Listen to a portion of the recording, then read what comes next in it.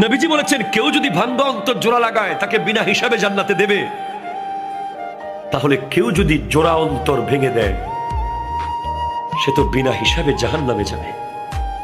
সেজন্য আমি ভাবছি আমি কখনো আমার নিজের অজান্তে কারো মন ভাঙলাম কিনা, এই ভয়টা আমি পাচ্ছি। আজকে আমরা একটা সিএনজি ওয়ালাকে ঠাস করে থাপ্পড় মেরে দিই, এটা রিক্সাওয়ালার পট করে কলার ধরে ফেলি, এটা এতিমকে রাস্তাঘাটে ধরে ইনসাল্ট করি, একটা গরিব মানুষকে চেয়ার থেকে নামিয়ে দিই, একটা ফকিরকে অপমান করি, অপদস্থ করে কথা বলি, কোরবানির দিন গোশতের টুকরো একটু বেশি দিতে হবে বলে দরজা বন্ধ করে দিই। কত অন্তর আমরা ভেঙে দিই, কতজনকে মায়ের বুক থেকে আজ চলে যেতে বাধ্য করেছি আমরা,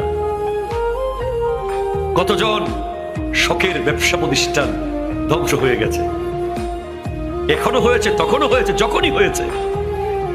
যেখানেই যার অন্তর ভেঙেছেন, অন্তর ভাঙা